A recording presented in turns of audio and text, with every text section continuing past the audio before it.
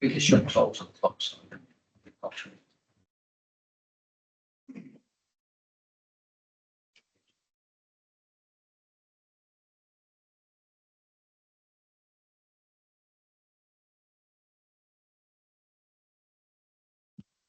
Okay. Good evening, everybody. Welcome to the Economy and Place Scrutiny meeting of Newcastle under Lyme Borough Council, which is a public meeting being recorded. Communications have been tested in the room. The recording will be available on the Borough Council's website post the meeting. I would remind members to use their desktop microphone when invited to speak, and that standards of behaviour for meetings apply as set out in the Council standing orders. If members of the public are present, I welcome those in the public gallery here today and would ask that they follow any guidance and instruction given by me or by officers present. Mobile phones should be switched off or to silent. There are no planned fire drills during this meeting, and fire exits are clearly marked.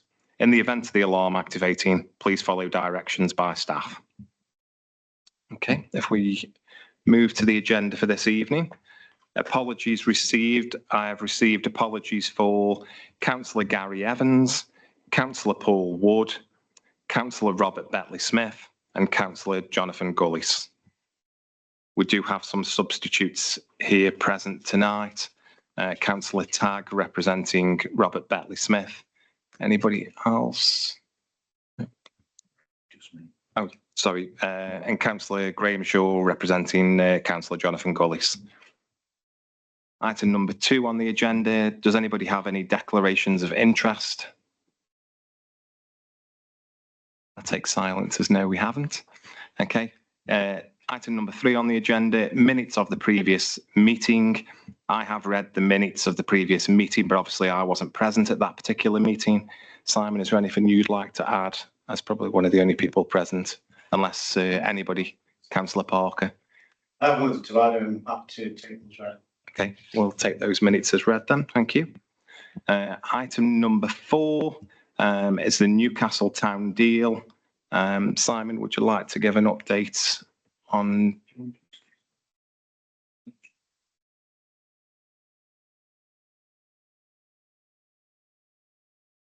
Okay, thank you very much. Do you want to just switch your machine on? Yeah, thank you. So there are 2 reports before you today. One is on the Newcastle Town deal and the second one is on the Kids Grove. So what I thought I'd do for the new members, and apologies to some of you who already know this, what we thought we'd do is we would take you through each of the projects in each of the town deal programs because they're new to you and you won't have the detail to hand. Or and then if once we've done that item, ask questions, then we move on to the next item because there's quite a lot of projects in each town deal and you might lose what you were trying to ask if we've gone through all 10 or so. So what we thought we'd do is we'd start with Astley Place, the town centre regeneration projects. There are 3 major developments happening across the town. First of which is Astley Place, which is on Merrill Street and High Street, which has been developed with our partners Capital & Centric. They have got a contractor on board, AC1, who are progressing the works at speed. And if you look at some of the pictures that we have, they've moved on significantly now because what they've done to the shopping centre is they've taken out all of the walls and doors and services, etc., and retained the concrete frame. And they've added an extra floor to the top. So where you see those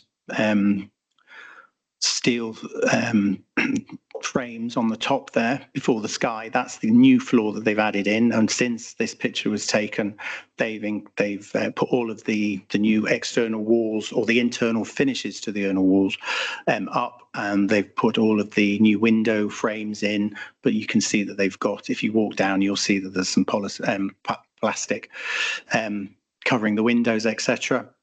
And the idea is that that building will now be clad in the next 4 weeks with some, there's a picture actually further on of what it should look like. Or did I take that? I did take that out. I'm sorry, it was in a previous report. I'll just go back. they will clad that building over the next couple of months, and they reckon that they will be ready to hand that over by Christmas, January time, which is on target. Capital and Centric have got, I think they've got 38 units in that building. If I can just check, I get confused with the number. 38 or 34 units, and there are 9 commercial units inside the building. So at the bottom there, you can see where that wood and that door is. That's going to be one space for a new commercial unit. When I say commercial, we're talking bars and restaurants and cafes. We're not talking vape shops or hyper supermarkets, etc. These will be plug and play commercial units. So new local traders, local businesses can come in. The kitchen will already be set up. The chairs and tables will already be set up. So it's like a plug and play restaurant cafe, and the idea is that we bring up new talent from the area, new artisans. So they've got, of the 9, I think they've got 5 or 6 in legals for heads of terms to be signed with prospective tenants, etc., which is really good, because that's the whole purpose of these schemes was to regenerate and reactivate the town centre away from shops and retail, because that particular unit, the shopping centre, York Place, was quite empty and the retail offer was quite poor. So we bought it through Future High Street funds and are now developing it with Capital and Centric. So that's the first picture. The second picture there is inside that building. If you walk along Merrill Street and you get to the Carlton Club on one side, if you look to the other side, when it's finished, there will be a passageway into the inside of the development, which is a open public space. So what you can see here is the units that will be looking out onto that public space. So that's where the front doors to the apartments will be on those walkways, and at the bottom there, just above that white the white hat that guy's wearing at the bottom, that's where we'll have some more commercial units, so bars and restaurants, etc., leading out onto a new public square, which will be accessible from the Bull's Head end of Merrill Street, where the Cafe Nero is, and then you'll be also able to access it from Merrill Street. The idea being that there is a new public square that people can sit out and enjoy, and the artisan or the cafes and restaurants will be able to have outside activity, etc. So a new public square for the town, etc. And then the next picture it does look a little bit like Beirut when I took it, I apologise, but that's to give you a sense of the scale of what it will look like. The top floor is the new floor. The middle 2 floors are what was there existing as the shopping centre. And this brown area with all the diggers, that's going to be where the hard landscaping and the soft landscaping with trees and plants and benches, etc. So there'll be plenty of space for different types of activity in that space. And one of the reasons we chose Capital and Centric is because they're not a silent landlord. They don't build and disappear like a lot of big developers do. They own the space, and they use the word curate, which is it's posh word for making stuff happen inside their spaces. And they're not precious about just their tenants. They're all rentals. Their tenants just using that space. They want people to come in and use that space, general public, etc., because that animates the space. And they spend money on events, and they try to engender and encourage the tenants of the buildings to put on activities themselves. And they've been very successful in that. The next picture is just just one picture of what a unit they've already done. This is what they're going to use as their show flat. So this flat is or apartment as they call them, is being finished now, and that will be the baseline for all of the quality and the products that are going in. This will be finished first. So there is a finished flat that the contractor can repeatedly refer back to as this is the quality that Capital and Centric are expecting in each of the units going forward. So what you can see there, that alcove on the right will be the kitchen, and that sits within the kitchen living area, which has the 2 main windows that overlook the either High Street or Red Line Square or Merrill Street, etc. And as you walk down the corridor, at the end, that's where the front door will be. And then off there is the bedroom furthest at the back, which is next to the front door, and in between you've got a utility room, which then leads into a bathroom. And once this is fitted out, I'll get you some more pictures. But this is just to show you the scale of how quickly they're moving. They only started on site in October. Late October, early November last year, and they're already going to be. The building's watertight. They've got the roof on the new extension on the top. That'll be clad, and they're starting to fit out all the new walls within the building itself. And it also gives you an idea of what it will actually look like on an actual floor that used to be a shopping centre, if you see what I mean. So it's quite innovative. Nobody else in the country has changed a shopping centre or a car park into residential units. So that's Astley Place. Any questions on Astley Place before I move on?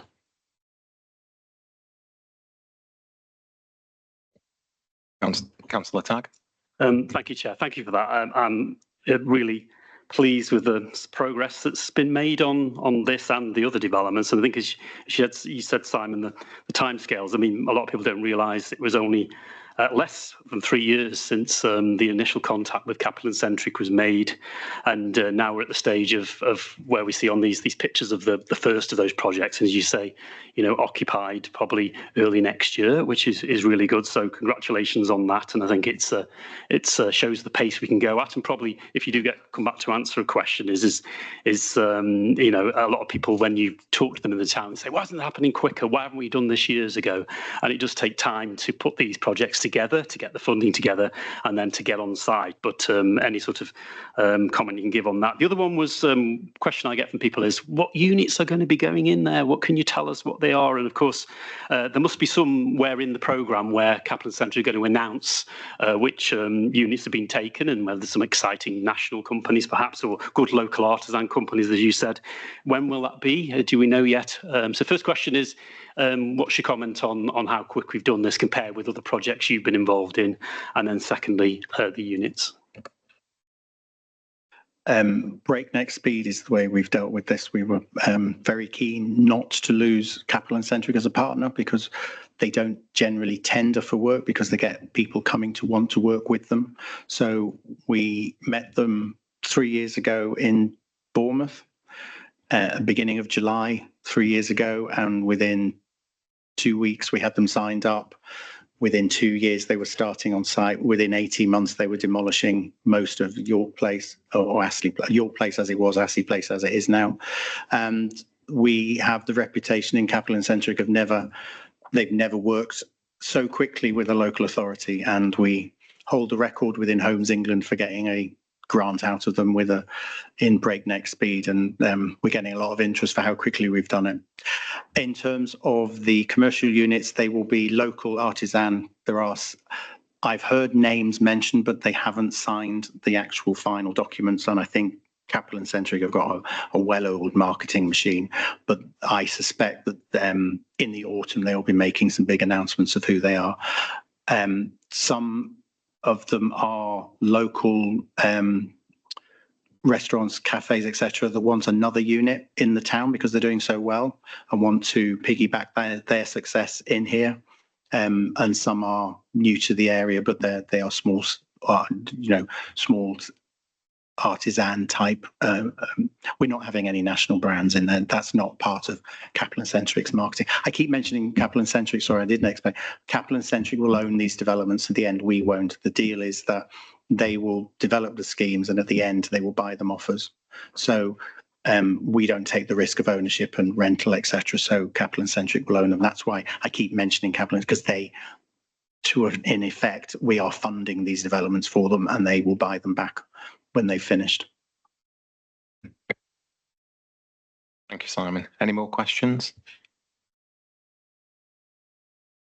Okay, if we move on to agenda item number 5, Kidsgrove Town Deal. Oh, sorry, do apologise. be here some time. So Rye Park is the old Rycroft site, which is where the old civic building used to be and the Sainsbury's supermarket. And you will hopefully have seen the new car park that was developed and has been operational now for nearly 16, 17 months. Again, Kaplan centric. Have taken a large proportion of that site and Aspire Housing, I'll come on to that in a bit, but a proportion of the site which is behind the church there at the back of the site has been bought by McCarthy Stone, and they are in the process of looking at how they are going to develop that site out, whether it is they do it themselves, whether they do it for someone else and then sell it on. So at the moment, there are discussions going on about how they deliver that. It's currently been used as a material storage yard for the contractor whose name I've completely forgotten, because of all the steelwork and big, materials that need to be stored. But McCarthy Stone want to finish their development at the same time as Kaplan Centric are finishing their development, so there isn't disruption to their tenants because it's an over 55 units that they want to procure there. So that is happening at the moment. Henry Booth, that was it. Thank you, Graham. So that it's a very short story on that. They've got a corner of the site. We've exchanged contracts and we're waiting for them to confirm how they're going to be delivering that out. But still very much part of the jigsaw puzzle of Rycroft. Any questions? Yeah, thanks, Simon. You're a little bit coy about Capital and Centric before in Bournemouth. Could you just confirm what I believe to be the case, that was a very profitable meeting at the LGA conference, showing that the LGA conference isn't just a bean feast. And McCarthy Stone, there's a little bit of a sigh when you said things there. Do you think that these things are going to stay in sync? I mean, I've got a lot of time for Capital Centric. I see what they've done in Stockport. That stuff by the railway is rocketed up. The stuff by the railway in Stoke is rocketed up, and I've little doubt that they will turn in the goods here. Do you think McCarthy Stone, you say they're involved in negotiations, is that going to work out, do you think, as far as we know so far? First question, it was a nighttime activity at the LGA rather than at the conference, but that is where we met them, yes, where we pinned them up against the wall and said, please, can we work with you? And yes, I am confident that McCarthy Stone will be developed out. The sigh was, it's just taken a little bit longer than I'd like because we've progressed everything so quickly and I hate to see some delay, and they're just having some internal discussions about how they deliver it out. But the feedback I'm getting from McCarthy Stone is that they are definitely going to do this.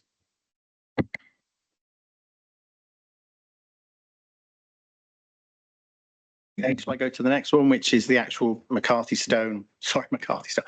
Kaplan centric development. Now that's broken down into two parts. The parts that you can see on the picture there, that is probably a month ago now, where these townhouses are being built for Aspire. So Aspire are a registered provider. They are getting, I can't remember the number of the units, sorry, but they are getting a good section of the bottom of the end of the site, and they are buying that site off us, and they will be paying Kaplan Centric to develop those units out. So at the moment, those are the first things that are being built. And if you drive around the ring road, you'll see the townhouses that are going, the first 4 townhouses that are on the edge of the site. Behind that are another 4 houses, and there's a large block of apartments going along a central spine across the site. The first portion of that, which is the steelwork you'll be able to see physically on site, is the Aspire site. Everything else that comes up towards Merial Street is the Kaplan Centric site. That will be more apartments, some townhouses, and a part hotel, which is on Merial Street. So that picture there is of the first 4 townhouses being delivered. And then that is, there is a central spine of apartments that go across the site. And at one end, if you're looking towards St Giles, you'll see the church view. And if you turn around, you'll see the other church on the other side of the Rycroft there. So that is the first floor. It's actually up to 3rd floor now. They've got the external walls in. They've got the floor laid to the first 2 floors. There's another floor to go on top of that as well. So that's the Aspire home. So in summary, we have sold, or we are just about to sign the contracts to sell the site to Aspire, and Aspire will be paying Kaplan Centric to build that portion of the site. They don't form part of the council's Kaplan Centric development deal, but they're doing it in association with Aspire. And the idea is between McCarthy Stone, Aspire and Kaplan Centric, that whole site will be open, landscaped, and you won't know who has which tenure. So they'll all be exactly the same, and you won't know who owns what, because it'll all be managed by Kaplan Centric across the estate. Any questions on Rycroft? No. Okay. So the car park. Now that is the that is. I think I've got a picture here now. That the car park is the old Midway car park, which we are trailblazing as the first car park, we think, in Europe, possibly the world. There might be one in America, we think, that is turning an old multi-storey car park into an apartment block. And there are 100 and so apartments being built in there, as well as the amenity facilities for all three developments across the town centre. And the amenities will be for the tenants, but they will have public space here in the car park as well for the public to engage in. So this is taking, what we've done is we've taken out a vast section of the middle, because what we want to do, or what they're doing, is they're putting apartments on each side, but to get the light in, they've created this massive atrium, but they've also created a really exciting oh, that's the wrong way, hold on. This here, that is the new entrance to the car park development itself. Now that's looking from the undercroft of the Boots overcroft that comes out of the Roebuck Centre, which abuts the old Midway car park. So what they've done is they've retained the frame and they've opened it up, because that will then be the new entrance into the development itself, and it actually brings a whole heap of light to that whole area because it's quite dark, and we don't own the Roebuck or the Boots, so we couldn't really address light issues. So that's going to be filled with planters and lighting, etc., which will then create a really exciting and vibrant entrance into the development. This is one of the levels on one of the car park levels. So what you see there is an old balustrading. Now they've taken some out and they've left some in, and the bits where they've taken out, they'll infill with new metal balustrading. But this is to show you, between those white columns and that balustrading, there will be apartments built, but each apartment will have its own little balcony. So halfway between the balustrade and the white column will be the external wall and door and windows to the apartment, but they'll also then have a small balcony, and again they will have planters and irrigation on for greenery, etc., which will break down the look and feel of that car park, because it was a massive, great big long, or it is a massive, great big long piece of concrete around our town centre, and sort of quite ugly. And they're going to try and, well, they'll improve the look of it and make it much more appealing. I think I've got another picture here. This is a picture of how they've created an atrium in the middle. So all of that was concrete, either with ramps up to individual levels or car parking levels. So you can see the different levels, they sort of staggered. So each of when you're along a walkway, the internal walkway that this will overlook, you'll be able to see down or up into other apartments. So they're not all on one level, they're sort of staggered, which gives it a little bit of excitement and a little bit of visual interest for the tenants. But this is just a picture of how they have been making a great big hole down the middle of it. So the atrium, I think they've got a fancy name for it. I keep calling it an atrium, but just to give you an idea of what that the size of the light well is. Now, we have had an issue on the car park. You'll have read in the press that when they were doing some excavation works in the basement, there was some human remains found when they put the shovel in the ground to excavate below the basement level for a rainwater attenuation tank. The police have looked into it. They are happy that it is historical burial remains, and we need to figure out, well, we know how we're going. The Ministry of Justice and archaeological consultants are working with us, or the contractor, on how we continue the excavation whilst being mindful and respectful to the remains that we find and what we do with them afterwards. So we're lucky that we've got crematorium and burial sites in the borough that we can deal with that directly. So it's not causing a major delay to the scheme because it doesn't sit on the critical path, because it's an attenuation tank and we've got time to get that up and running before it's finished. It's not due to be finished until mid-27 anyway. So and it's only a couple of months' work that they need to do to get the tank sorted. So it's not a critical path and shouldn't and won't delay the opening of the site, but it is a well-publicised issue that we have found human remains. It's the remains of an old Methodist church graveyard, which we didn't have to do an archaeological survey or dig before we, or whilst through the planning process, because we weren't. It's not a demolition and rebuild, which would have required an archaeological survey. It's a refurbish or a manipulation of an existing building.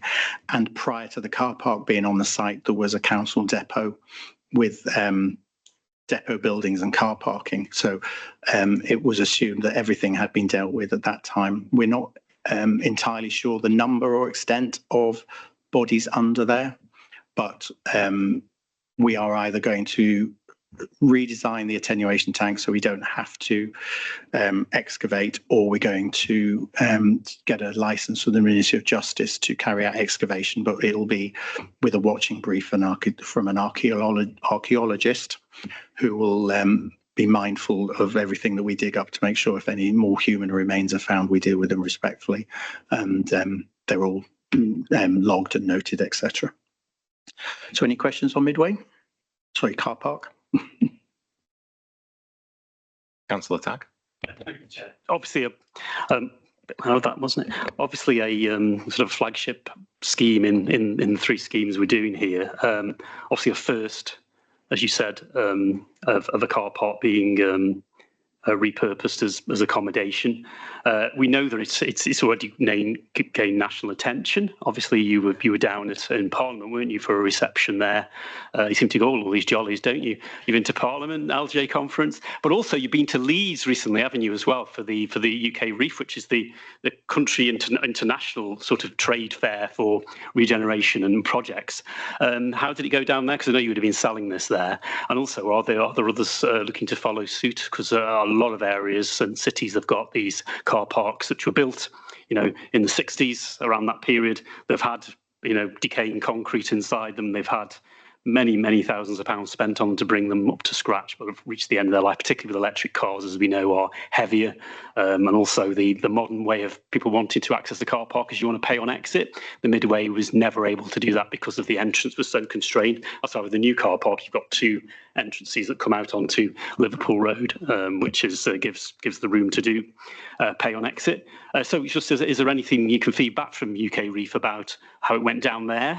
Really, the first year we've really plugged it with it actually being built and started, but it's really great to see it all, sort of with the Kaplan-centric signage down the side. It shows it's moving forward. But what was the reception there, and are anybody following suit elsewhere? Yes, we did get a lot of attention, a lot of media attention, and so Building Magazine, Insider Magazine, I can't remember the name of the third one, but they all wanted to do interviews with us about how we've done it, why we've done it, the costs around it, has it been cheaper, has it been quicker, is it a good idea, etc. And we did get a lot of people from other authorities come to us. We asked Staffordshire stand at UK Reef to understand how we were doing it.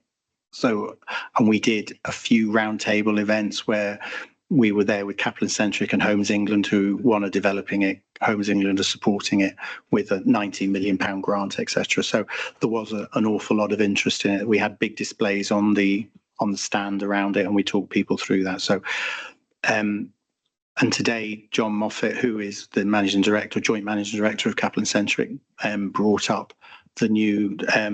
Homes England have set up a new investment bank, and the guy that runs that, Simon, I can't remember his second name. Everyone's a Simon, don't know why. He was up here understanding what we were doing, because they also want to promote what we're doing at the car park to their other local authority partners, because it saves carbon, it saves time, it saves money. We reckon we saved a couple of £1 million by not knocking it down and repurposing the carbon capture that we will have wasted trying to redo all of that.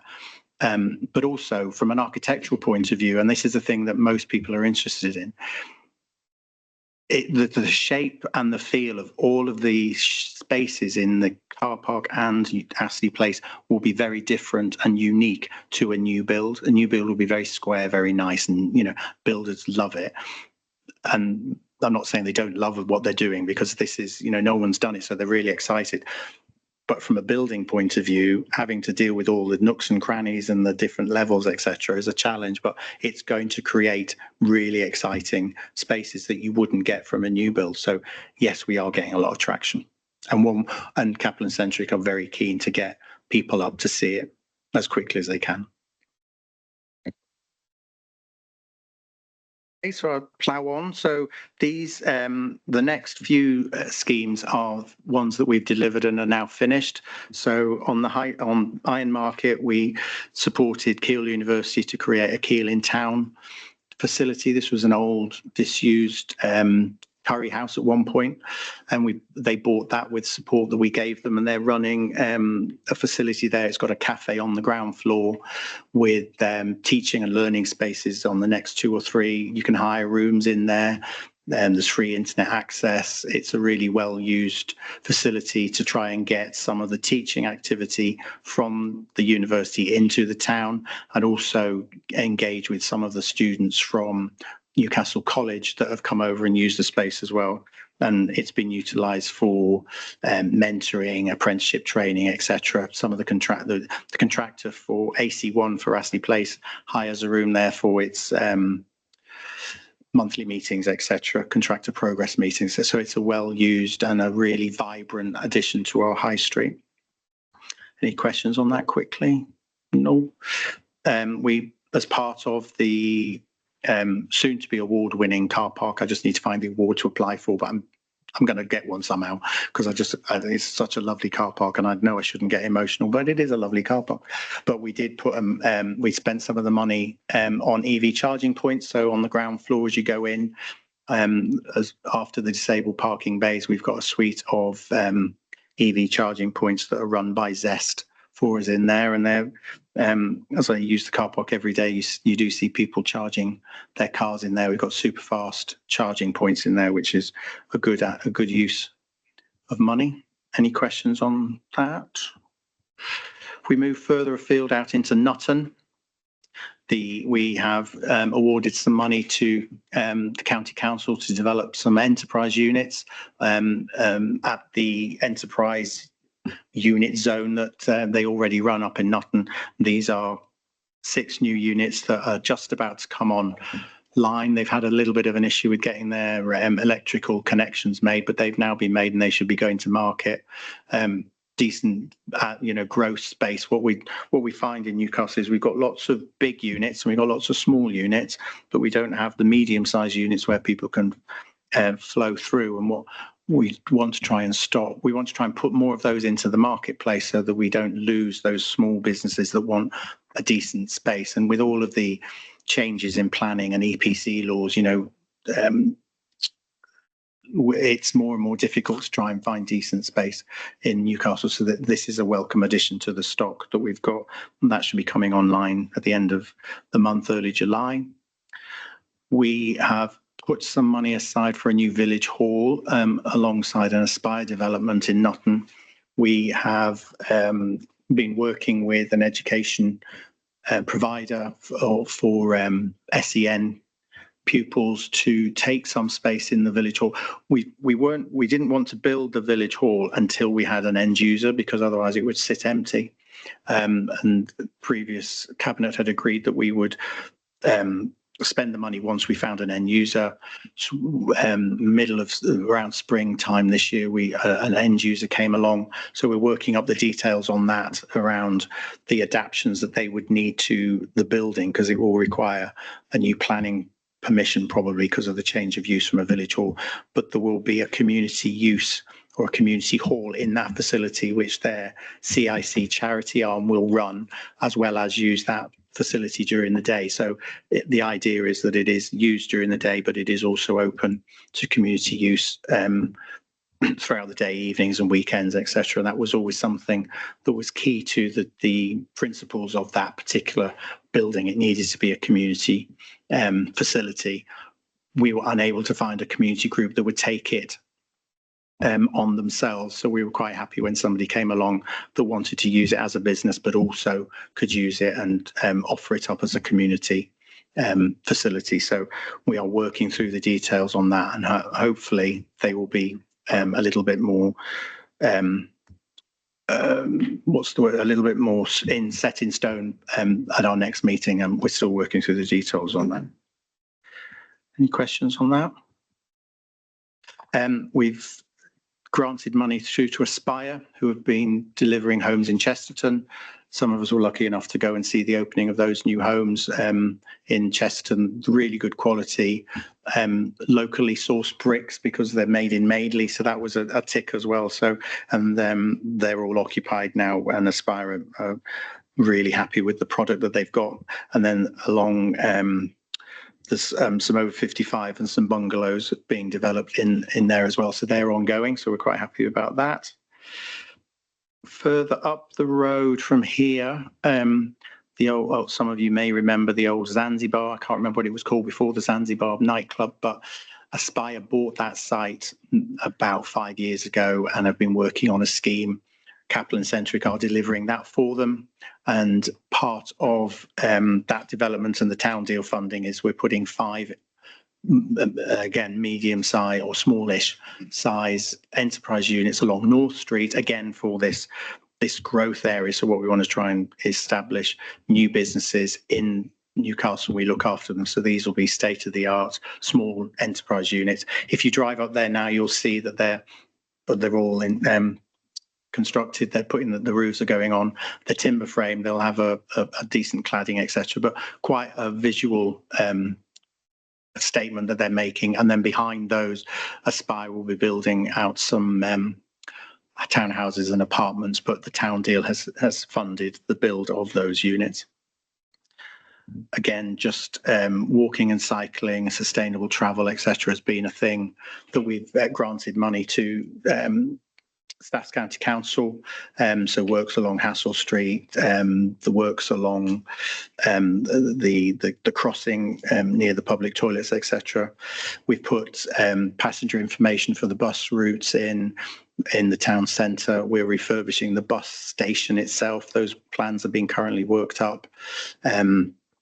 We have got some new signage going in, which we have ordered, and once we finish those, and there is a new entranceway at Keele University, sorry, that's the last one, that hit a little bit of a problem in terms of legals between the landowner, which isn't, it's a university holding company rather than university, and there was an issue with the utilities and wayleys. That's now been sorted, and they should be starting the work this summer, and that will create a new bus route into the university near the golf course entrance on the other side, which will then facilitate the new bus route that we put in with the university. I think it's called the number 5. I think you were K5 or the K route or something. So that's all progressing nicely. And then lastly, I think, is the digital infrastructure, which is super fast broadband across the town centre and reaching up to the industrial zones up the A34. When we were talking about repurposing the high street and thinking about how do we get investment into the borough, the new industries or the new startup businesses that we were looking to attract, one of the things they said was we really need super fast broadband. So if you're a creative and you're in the digital world and you're a gaming inventor or whatever, dial-up internet, and it's not dial-up, is not what you need. But if we wanted financial companies or accountants or lawyers, they need really super fast broadband quality that they would get in the big cities, etc. We talked to BT and Virgin, and we just weren't on their list of things to do urgently. We were on a list, but they could never tell us when we were actually going to get it. So we've put over 50 kilometres of superfast broadband through the ducting underneath the roads and pavements in the town centre, around the town centre, and up the A34. So that we have the facility to provide superfast broadband to residents and to businesses. And we have also been able to get internet access to all of our own buildings. So we've got the superfast broadband, and also into some community centres, so they can provide, we'll create some sort of community learning hub about digital skills, etc.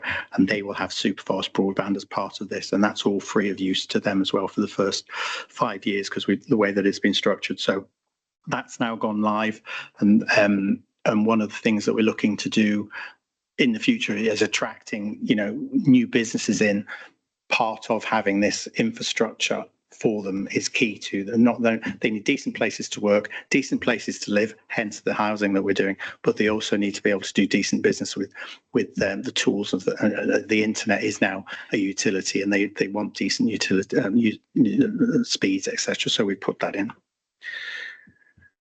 Oh, lastly, the Philip Astley Centre. How did I forget the Philip Astley Centre? That's a unit that we converted for the Philip Astley CIC on Merrill Street, just off Fog Street, and that is a exhibition, training, learning space that the CIC run and operate, and they've been operational for 2 years now, I think.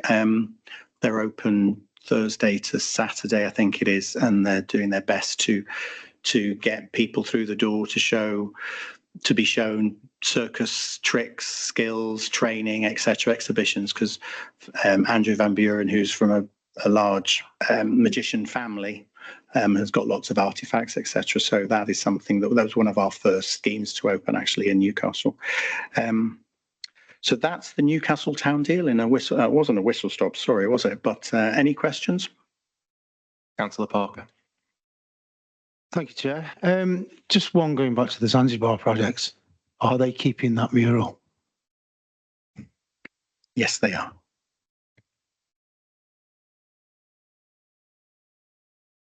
Councillor Tag. Yeah, on same one, it'll always be Zanzibar for me.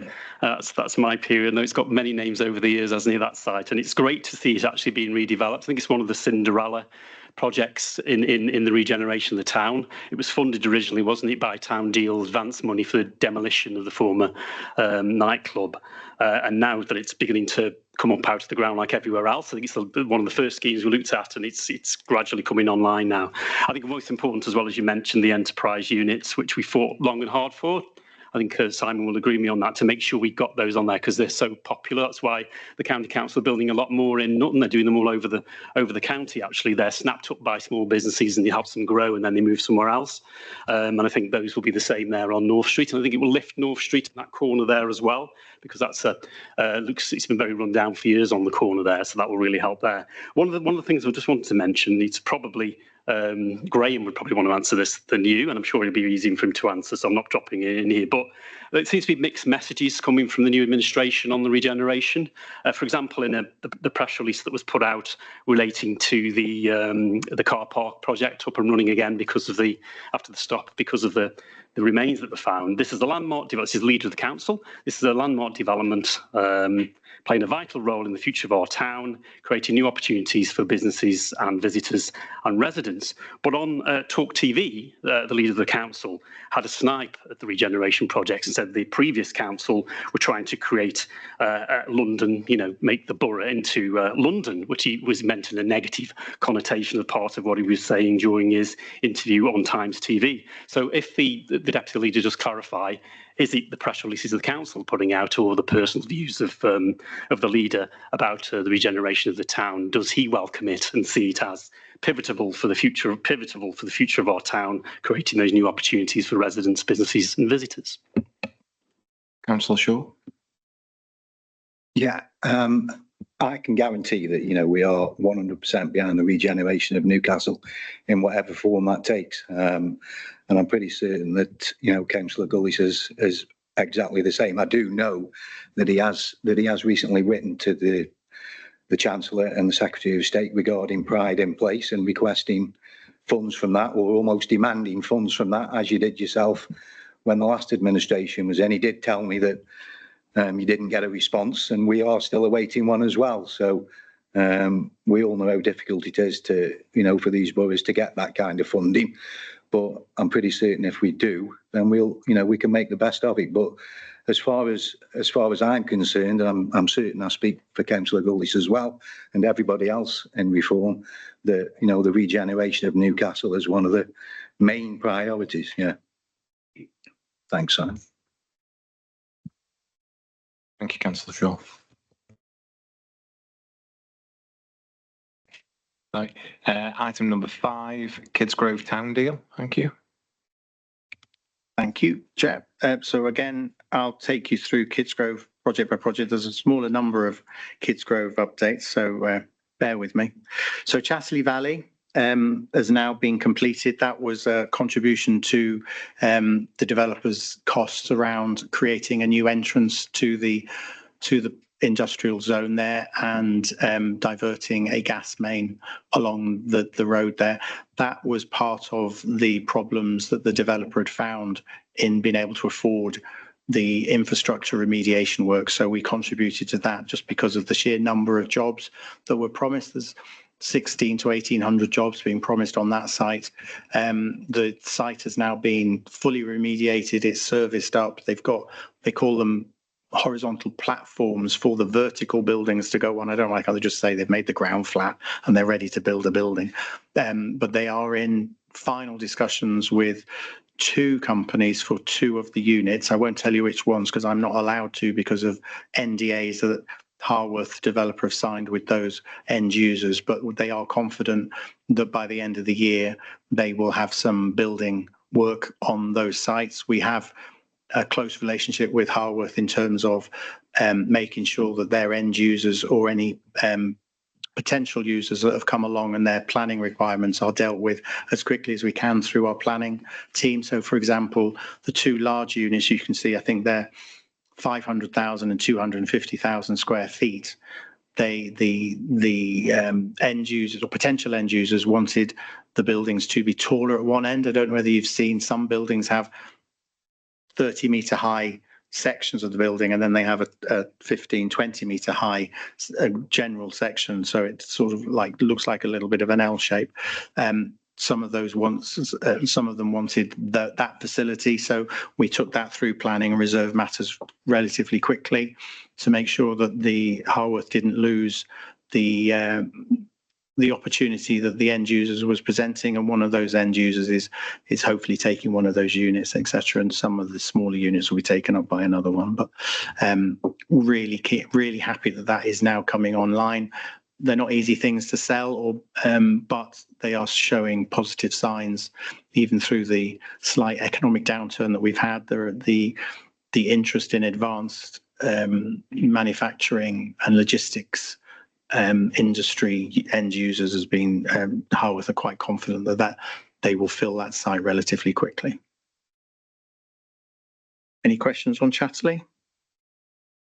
No. Okay, Kidsgrove train station, sorry. That is a project that we've been working on with Network Rail and East Midlands Railway in terms of what the scope and size of that project will be. We have had issues along the way in terms of the size of the ambition that we were trying to put on the ground there, in terms of new buildings, new car parking, new turning circles for buses, etc., etc. Unfortunately, we hit a problem with Network Rail in terms of the ground under the majority of the site where we wanted to extend the station in terms of car parking, etc., sat within a area that needed remediation because of coal mining works. And we were unable to ascertain how much it would cost to deal with that remediation that was required. The town deal money or the allocation was only for the buildings on top of the ground, not any works underground. So we were in this dilemma with Network Rail and MHCLG around we need to do some survey work to establish how much remediation we need to do under the ground. We couldn't establish how much the remediation works were going to cost, and then how much the actual remediation was going to cost. So how much the surveys were going to be and how much the actual remediation was going to be. And we tried desperately to get an undertaking from either Network Rail or the government to say, whatever we find underground, will you cover the cost for us? And we basically got told at the end of a very long conversation that went round and round and round, you can spend money on doing the survey works, but if you find that the survey works result in a cost of remediation under the ground and that exceeds any of the money you've got in for the train station, and therefore you can't afford the remediation works, we will claw back the money you've spent on the survey works. So it was basically saying you can spend it, but at risk, because if you can afford the remediation with the money you've got, that's fine. But that left us with a potential risk of losing that money for the survey and then not being able to deliver anything on the train station itself. So it was decided that the scope would be reduced back to outside that remediation zone that we were told we had to work or we had to deal with by Network Rail. So that doesn't mean to say that we have a substandard project. We just have a smaller project and we can't go as far as we liked because we just couldn't afford it. And despite us trying to get extra money along the way, we've not been able to. So East Midlands Railway and Network Rail have now worked up a design for treatment of the buildings on the station itself. Again, we can't add any new buildings to the train station platform or the area in front of the train station because of this remediation issue. So we're very limited in what we can do, but they have come up with a plan that will modernise that tired looking station as a key gateway into the Network Rail system, etc. And the closeness to Crewe and on the Manchester line, etc., will hopefully, by enhancing the car parking and the turning circle, etc., we'll get more usage of the train station. So there are a couple of images there of what the train station will look like when the proposed refurbishment is finished, and we are in discussions with Network Rail and East Midlands Railway about when that work will start. They are a very bureaucratic organisation and have lots of committees and approvals to go through. They're not as quick as we would like, but they are progressing it, and they are certain that they will start early next year, hopefully, to get that work underway. Any questions on the railway? Councillor Tagg. Yes, thank you. I mean, plans that have come forward now through Cabinet here, didn't they, in end of last year, early this year, wasn't it? I think the scheme we've got is excellent, given the circumstances. I think, as usual, you were as diplomatic as you could be over the shenanigans around where the funding went, which could have allowed the initial plan, which is a lot bigger and would have made a bigger difference to Kidsgrove, and created along with the shared service hub, a town centre area leading to the station. And we're going to try and get the best I think we can out of that. But I think, I'm sure you'd agree with me, Simon, you may not be able to, is that the money for that bigger scheme, which involved the works on the site next to it and the groundworks, was actually announced in Parliament way back in 2024, wasn't it, I think? And then when the new government came in, obviously there was an about turn, there was silence for 6 or 8 months, wasn't there? Even the local MP, David Williams, didn't answer letters that I'd wrote about asking, where is this money? We want to crack on. And then eventually that just died a death, didn't it? We never really found out what happened to that money, wasn't it? Was it there or was it not? That's the question. But certainly it isn't there, and you've had to move forward with this scheme here. And it did become, and I think this is the first time I've had an opportunity to say anything about this, being as chair of the Kidsgrove Town Deal Board for the past year or so, previous to the other chair resigning from the position over some of the delays. I think it's important to say it became a bit of a political football in the election, based on the fact that people were criticising that the council had failed on this and the council hadn't moved this plan forward. And I think it just needs clearly to be said that it was outside of the council hands. I'm sure you outside the council's hands. Sure you'd agree with that, Simon, or if Deputy Leader can comment on it, because I think it needs to be put out there that this council and its partners, that's that's not political organisations, that's Keele Universities, that's the town council, that's Go Kidsgrove. Have I named it? Forgotten anybody else who's on there? Aspire Housing on the board. Have all worked as hard as they can to get the Kidsgrove Town deal up and running and move forward, and the station plans now are in place. But what we wanted was something bigger, and what we wanted was it earlier, and we were denied that by the money, significant amount of money, suddenly disappearing when it had been ministerial. I think it was a ministerial announcement and actually in the plans for the local transport plan. And then we find out a year later, new government, that money is no longer there. So we've had to make do with what we've got.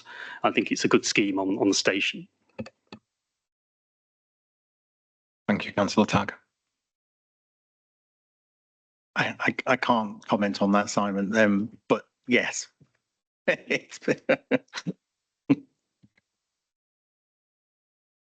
Right, canal pathway work that we've done up in Kidsgrove. This has been undertaken by the Canal and River Trust to improve walking and cycling routes along the canal and to make sure that some of the uneven surfaces along the canal footpath have been addressed and some new towpaths have been opened, etc. That work has been complete and they've had a small extension to the work, which they've been able to accommodate within the budget that they had, and that links some of the so, for example, up at Tesco's and also down to the King's Academy, they've now opened up those pathways. So that's good news. Any questions on those? That's quite straightforward, really.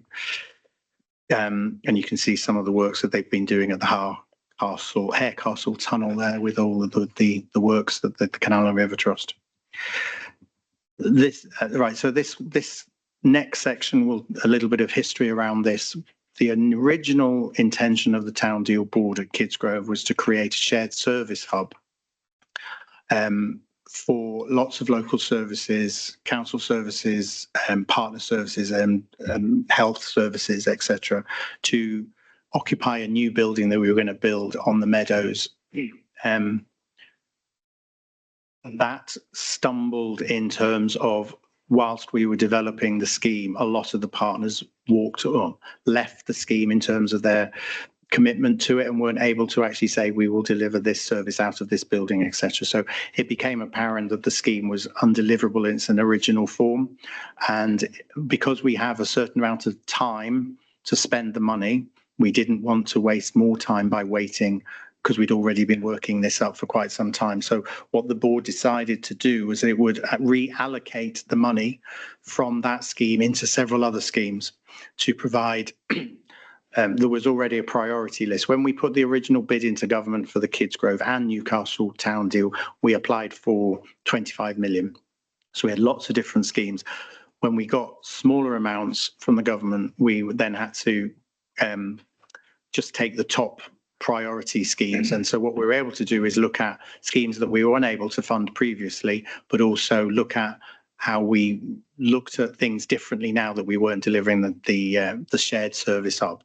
So the first scheme that the Town Deal Board looked at and is currently being developed by King's Academy Trust is a community hub on their site, but will not be an education facility. It will be a community hub. There will be a canteen in there, which some of the children or pupils of King's Academy will be working in as part of their education to achieve a qualification. But it will be a community hub with community facilities. It will be separate from the school with separate access, fencing. So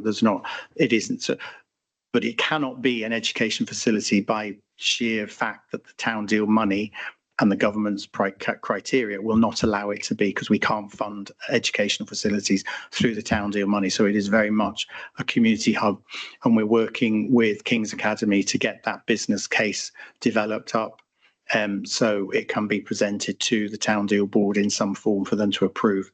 So that we're putting $1.5 million of that 6.1 million to that. We are spending again, more money on improving the public realm of Kidsgrove. So up at the King's Parade, you'll have seen that if you've been into Kidsgrove, the Browns Garage, we bought that and demolished that, and that's going to be ultimately a development site, but we're using it as an interim car park facility because we're changing and improving all of the car parking in front of the King's Parade and those 2 tiers of car parks in Kidsgrove, but also addressing some of the highway infrastructure works on the meadows and in front of the library, etc. So really brighten up that area with some new public realm, new planting, etc. So this is an artistic view of King Street car park that hopefully will be reinvigorated by some of the money that we're spending there. Again, enterprise units key to what we're trying to do. So along the meadows, instead of putting the community, the shared service hub on there, we are putting these 3 units at the top end of the car park that's on the meadows that serves those businesses around the carpet shop and the gym, etc., but also the train station across the road, the bridge. But we're also reconfiguring the car park in front of that to make sure we don't lose many spaces. This is actually only taking out about 4 spaces, and we're actually going to get about 3 new spaces. So it's there or thereabouts. This contract's got planning and has been awarded to a contractor and is starting on site. Again, with the public realm, that started. So this is money that we're spending, and these schemes will be finished early next year. And then there's been some highways work, etc., that we've worked with Staffordshire County Council on those. So of that £6 million, most of it is now either awarded or on the ground, and the remaining project, which is the school, is being worked up into a business case, and it's very much like the position that we have with the train station in terms of they are working up designs and costs for presentation to the Kidsgrove Town Deal Board to accept or reject accordingly. Any questions?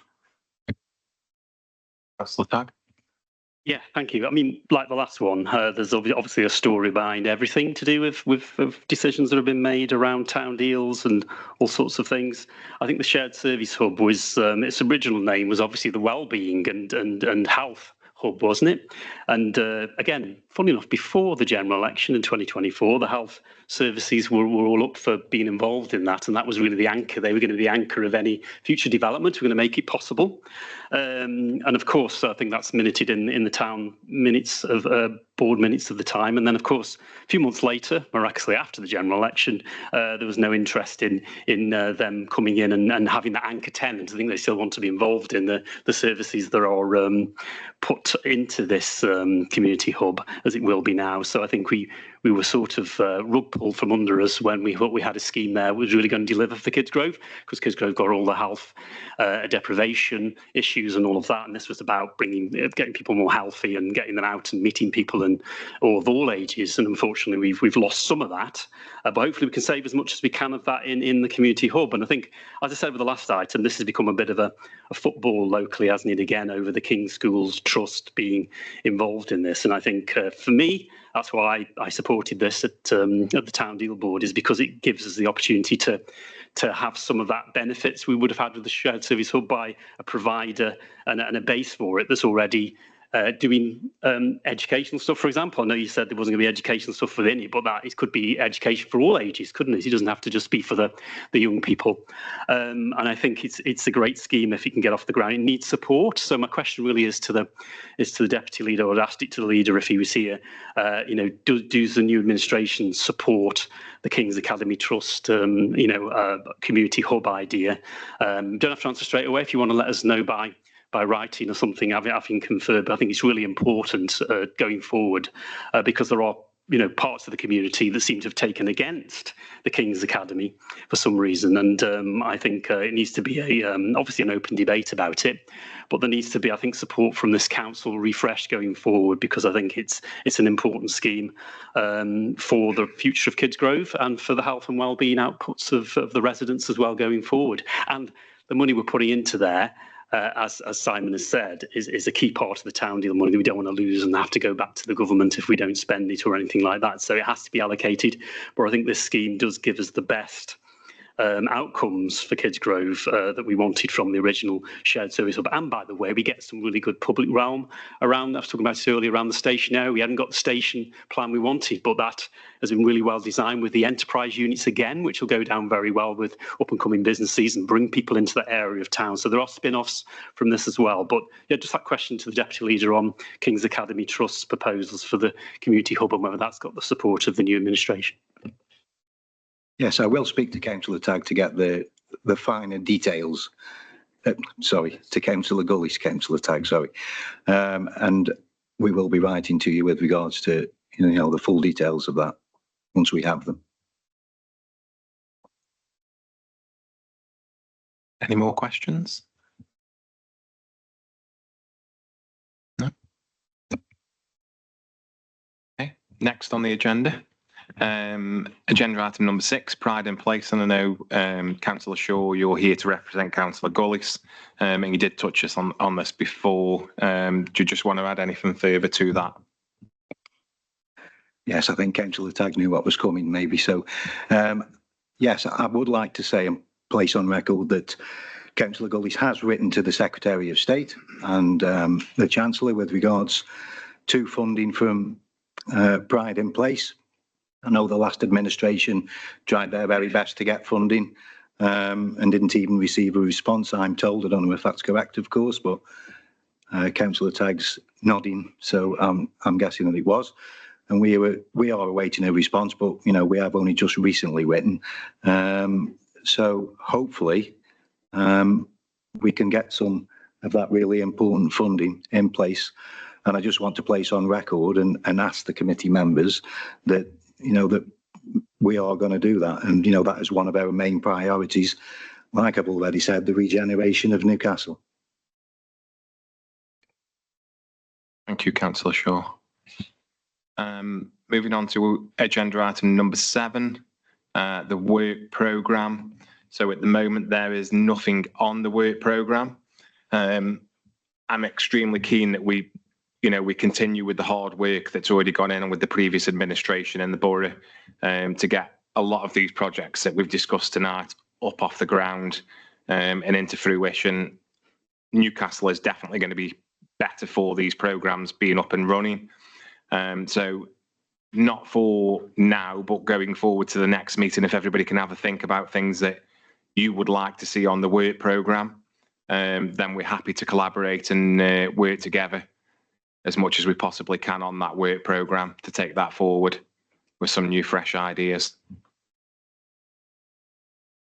Any questions on the work programme? Oh, sorry. Thanks very much, Mr. Chairman. Just a couple of things, if I may. First one, could we have a clear statement of which portfolios fall under this scrutiny committee so that we know what's going on in that regard? And could I also suggest that there is a standing invitation to the relevant portfolio holders either to attend or to send a substitute at those meetings so that that scrutiny can take place. My own personal suggestion, if I may now to just throw this into the mix, would be to think about a standing item on planning performance, enforcement performance. Before the meeting, we had Simon talk about the public and concerns. My experience from planning is that those are things which the public are very interested in. We need to think carefully about planning performance. The government, I'm sure you've seen in the papers recently, is ever so keen at the moment on taking away planning from local authorities, and this is driven by planning performance stats, so we do need to keep an eye on those. So I think that will be quite a useful addition as a sort of standing agenda item. Thank you. Yes, we can add that.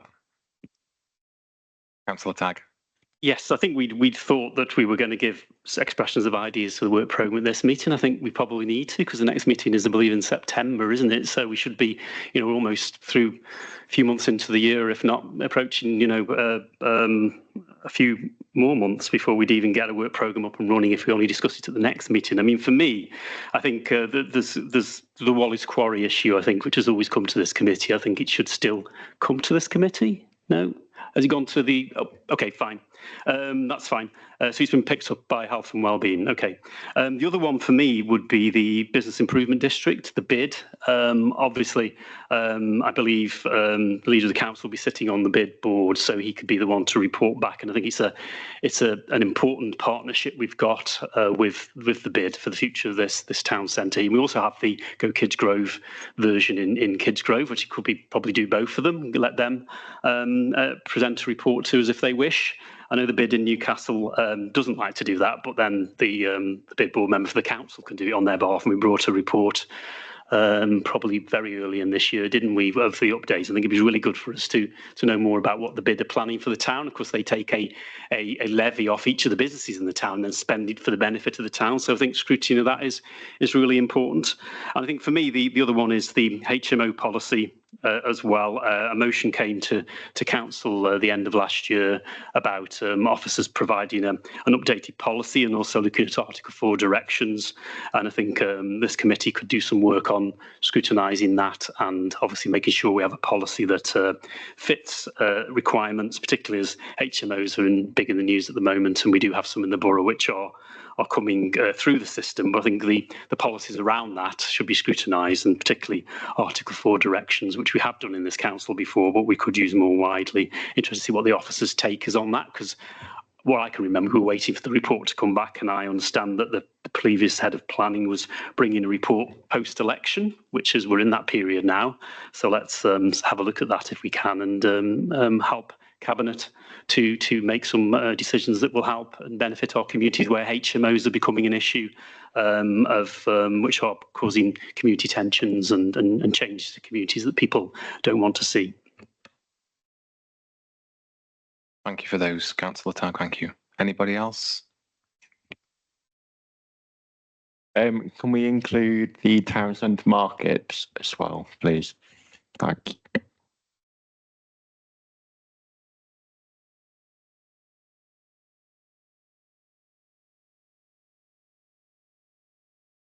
Anything further? Yeah, Councillor Barker.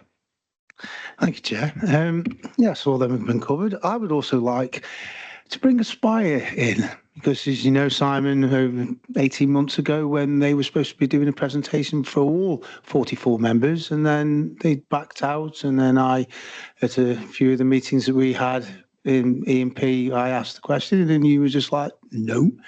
So I would like to invite them back, and especially with them doing this new business partnership with the West Midlands, whatever, it will be good for us to hear what feedback that they can give us, what is going on their part in the town, because I know a lot of the residents throughout the entire borough are not that pleased with Aspire on how they conduct themselves and do work. So it would be interesting to see what they've got to bring. If we could put that on the work programme, that would be much appreciated. Okay, Thank you, Chair. Anybody else? Oh, Simon, thank you. Can I just, for the new members, we have invited the bid and Aspire, as both councillors have suggested, and they have refused to participate in the past. So we can extend the invitation, but we can't drag them here. So we can ask them, but we can. Sorry, Simon, I think is going to disagree, but we have asked them in the past. So as I said, to do with the bid, we have a board rep, obviously, who can present the report. And we also have a board rep for Aspire, I believe, still. Obviously, a new one since May, but so give that person time to get the head of the remit. But I think they should be the ones that bring and report back to us as well. So I think that's a fair way of doing it, rather than dragging in Aspire staff, who are they're an independent organisation now. It's the housing stock. It used to be based in the council offices till 1998, then went into a private company, but very many links to the council and the board members. Used to have 5 board members, used to be from the council, then it went down to 3. Now it's down to 1. They've changed their structure so many times, and now, as Councillor Parker said, they're looking to be merged into a larger organisation. I think Newcastle taxpayers over the years have paid for that housing stock, so we should at least have a presentation of what they intend to do about it to keep Newcastle's interest and the interests of ratepayers, of the rent payers of the borough over many years. We can certainly look into that approach. We've not looked into it in the past, but I'm sure there's something we can sort out. I just need to check the governance arrangements for board members to be able to brief outside their governance, their home, or the organisations they sit on. So we'll definitely check it out. It's a new approach. Thank you. It is, because we've done the bid already.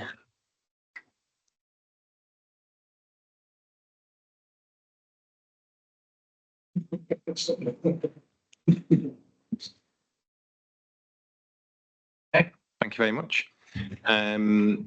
We've got nobody here from a public perspective, so I haven't received any questions in advance of that from the public to be answered so we can move on from agenda item 8. Agenda item 9, any urgent business from anybody at all? Okay, thank you very much. We've got date and time of the next meeting. It's the same. Second.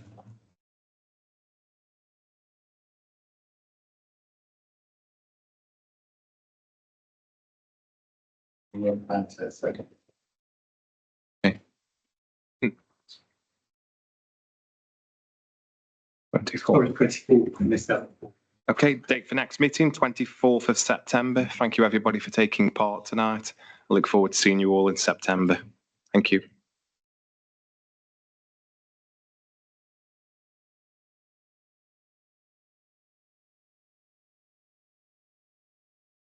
It's on.